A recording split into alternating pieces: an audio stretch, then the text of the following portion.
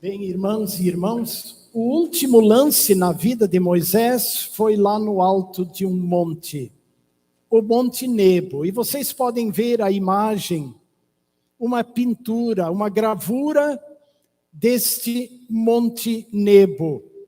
Lá do alto do monte era possível ver boa parte da terra que Deus havia prometido aos antepassados do povo de Israel, a Abraão, a Isaque e a Jacó. E Moisés, no alto do monte, teve o privilégio de olhar esta terra. Contudo, lá no alto do monte, Deus também lhe disse: estou permitindo, Moisés, que você veja esta terra com seus próprios olhos, mas você não entrará nela. E o texto, o relato bíblico continua: assim Moisés, servo do Senhor, morreu ali na terra de Moabe, segundo a palavra do Senhor. Este o sepultou num vale, na terra de Moabe, mas até hoje ninguém sabe o lugar da sua sepultura. E assim terminou a jornada terrena de Moisés. Foram 120 anos de intenso trabalho, especialmente na liderança do povo de Israel, para resgatá-lo da escravidão egípcia, para conduzi-lo até a terra prometida. E agora, às portas, diante da terra prometida, Moisés recebe de Deus o privilégio e a bênção de subir ao alto do monte e pelo menos olhar, ver um pouco desta terra. Porém, esta não foi a única vez que Moisés foi chamado para o alto de um monte. Vocês podem ver na mensagem seguinte, Moisés no Monte Horebe. Quando ele saiu do Egito, depois daquele incidente da morte de um egípcio, Moisés foge para o deserto. E lá ele encontra sua esposa e, apacentando o rebanho de Jetro, seu sogro, ele chega perto do Monte Horebe, que é o mesmo Monte Sinai. E é importante lembrar que o Sinai não é um monte só, é uma cadeia de montes. E apacentando o rebanho, quando chega perto daquela montanha, Moisés vê um arbusto ou uma árvore que queima, mas não se consome. E então Moisés chega perto, sobe ao monte. E então, através daquele arbusto que queima e não se consome, Deus fala com Moisés e o chama, e o incumbe, e o envia de volta ao Egito para liderar a libertação do povo de Israel. O terceiro momento em que Moisés sobe ao alto de um monte, vocês podem ver na imagem seguinte, acontece tempos depois, quando Israel já saiu da terra do Egito, já atravessou o Mar Vermelho e tinha acampado perto do Sinai. E mais uma vez Moisés é chamado para o alto do monte. E então, em meio a trovões, relâmpagos, fogo e fumaça, Deus fala com Moisés. Ele entrega as orientações sobre como conduzir o povo e o culto deste povo. E, sobretudo, lhe entrega as tábuas da lei, as tábuas dos mandamentos. Então, recapitulando até aqui, primeiramente Moisés sobe no Monte Horebe, quando Deus fala com ele no arbusto que queima, e o chama e o envia. Depois Deus fala com Moisés no alto do Monte Sinai, ele entrega as tábuas da lei. E 40 anos depois, quando termina a jornada do deserto, E quando o povo está prestes a entrar na terra prometida, no alto do Monte Nebo, Moisés enxerga a terra e lá ele morre e é sepultado pelo próprio Deus em lugar que ninguém sabe. E o livro de Deuteronômio termina assim. Eu leio de novo os últimos 3 versos. Nunca mais se levantou em Israel um profeta como Moisés, com quem o Senhor tratava face a face. Nunca houve ninguém que fizesse todos os sinais e maravilhas que por ordem do Senhor ele fez a Faraó. Ele fez na terra do Egito, a Faraó, a todos os seus oficiais e a toda a sua terra. E nunca houve quem tivesse tanto poder e fizesse os grandes e terríveis feitos que Moisés realizou à vista de todo o Israel. Mas, irmãs e irmãos, há ainda um quarto momento em que Moisés é chamado para o alto de um monte. Vocês podem visualizar na imagem seguinte. O evangelista Lucas relata que, num certo momento, Jesus, conversando com os discípulos, perguntou-lhes: o que as pessoas dizem de mim? E então, diretamente, o que vocês dizem a meu respeito? Foi quando Pedro, tomando a frente, disse: Senhor, nós cremos firmemente que tu és o Messias, o Cristo, o Filho de Deus. Na sequência desta confissão, Jesus disse aos seus discípulos: se alguém quer vir após mim, a si mesmo se negue, dia a dia tome a sua cruz e siga-me.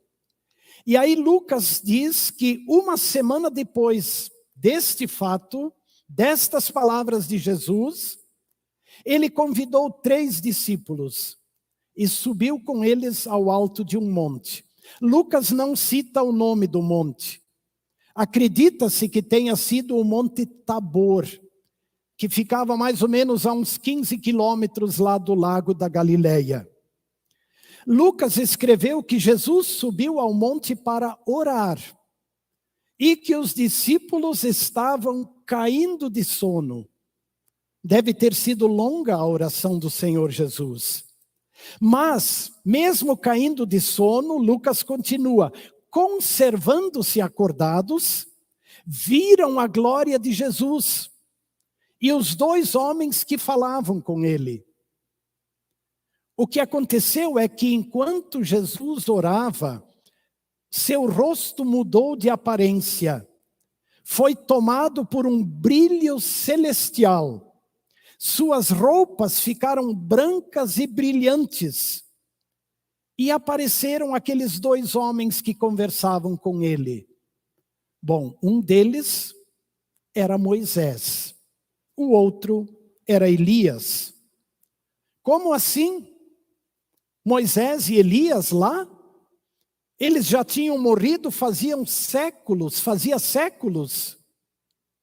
Sim, Deus os trouxe para aquele momento com seus corpos glorificados.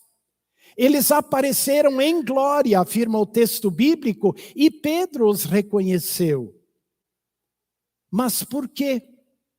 Ou melhor, para quê? Qual o propósito desse evento extraordinário?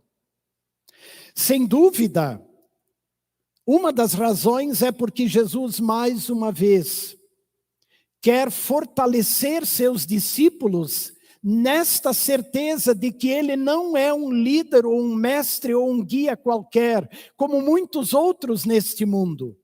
Mas ele é o Messias, o Filho de Deus, o enviado de Deus.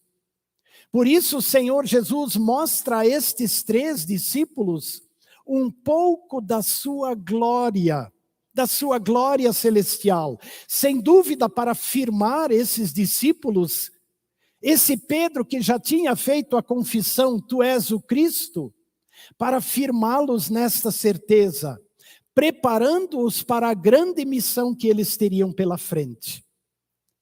Quanto aos dois homens que apareceram, Moisés e Elias, a história de Moisés eu tentei retratar aqui. Mas destaco mais uma vez o que o livro de Deuteronômio diz dele. Nunca mais se levantou em Israel um profeta como Moisés, com quem o Senhor tratava face a face.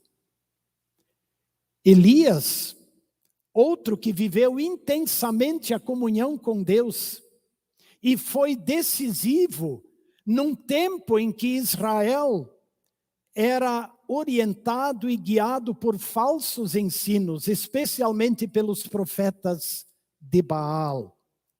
Pois estes dois homens, eles tiveram uma atuação tão marcante em Israel, como mensageiros de Deus, que também tiveram uma morte diferenciada. Moisés morreu no alto do Monte Nebo, e o próprio Deus o sepultou. Elias, por sua vez, foi levado aos céus naquela carruagem de fogo, conforme o relato do livro de Reis. Estes dois homens eram uma referência em Israel. Junto com Abraão e o rei Davi, eles eram quase que idolatrados pelo povo, e o povo se apegava muito a eles para a sua segurança. Era comum os israelitas dizerem: nós temos por pai Abraão, nós somos os legítimos filhos de Deus, descendentes de Abraão. Ele é o nosso pai, Davi é o nosso rei. Pois os discípulos de Jesus e todo o povo de Israel, e também você e eu, precisamos saber que o Senhor é Jesus. E todos os que vieram antes dele, ou que virão depois dele, estão a serviço dele. Mas que a base, o fundamento do povo de Deus é Jesus, verdadeiro Deus e verdadeiro homem. Isso ficou bem claro no desfecho do relato da transfiguração. Se nós compararmos todos os relatos dos evangelhos, nós vamos ver que Moisés e Elias, envolvidos pela nuvem, saem de cena. Eles conversam com Jesus sobre o quê? Sobre a morte de Jesus, que é o centro da obra redentora, da morte e da ressurreição de Jesus. Mas em seguida eles saem de cena. Permanecem Jesus e os 3 discípulos. E então se faz ouvir a voz do Pai que diz: este é meu filho amado, ele é o meu eleito, escutem o que ele diz. Ele é o centro do plano salvador de Deus. Tudo gira em torno dele. Digo mais uma vez, quem veio antes, veio talvez até como um modelo de Jesus. E a gente poderia dizer isto de Moisés e de Elias. Eles até assim são apresentados como um modelo do próprio Cristo, mas eles não são o Cristo. Eles estão lá para enfatizar que Cristo é o centro da fé cristã. Fora dele não há salvação.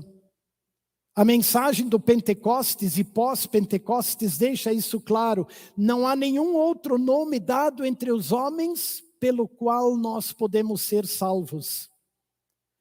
E eu entendo que aqui está também a mensagem e a aplicação principal para a nossa vida, para a igreja de hoje. Muitos líderes e muitos guias espirituais já se levantaram neste mundo e ainda vão se levantar. Inclusive guias que vão fazer sinais e milagres.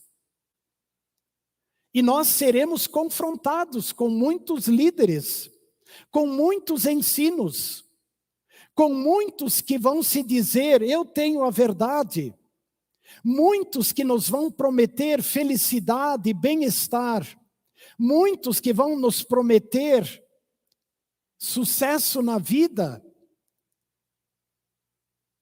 Muitos já se levantaram e muitos ainda se levantarão. Mas pensem comigo, se mesmo diante de Moisés e de Elias, homens extraordinários que Deus usou para fazer sinais e maravilhas extraordinárias, mesmo diante de um Moisés que levantando o seu cajado separou as águas do Mar Vermelho, que batendo numa rocha fez dela jorrar água, mesmo diante de homens assim, mesmo diante de Elias, que se dirigiu à viúva de Sarepta e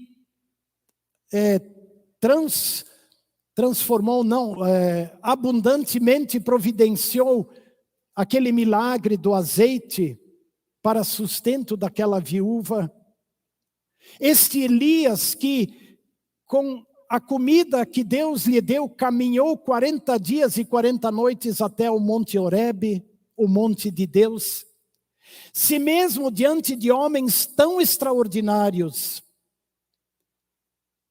mesmo estes foram retirados, e então se fez ouvir a palavra do Senhor, meu filho, ele é o eleito, ele é o escolhido, escutem o que ele diz. Aí eu pergunto, será que algum novo líder, alguma nova doutrina, alguma nova mensagem, alguma nova filosofia poderá nos dar alegria, paz, felicidade e a salvação eterna? Eu acho que essa reflexão nós precisamos fazer. Porque, repito, nós somos continuamente confrontados com pessoas ou com líderes e guias que se apresentam dizendo, eu posso guiar você.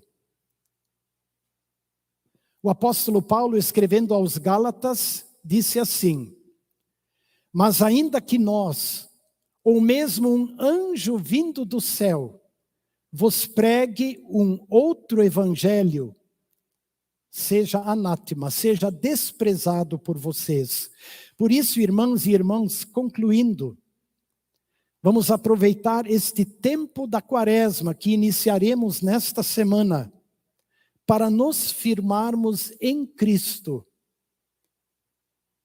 a partir do ler, do ouvir e do estudar do Evangelho, para que firmados em Cristo, continuemos a nossa jornada, servindo com alegria e amor.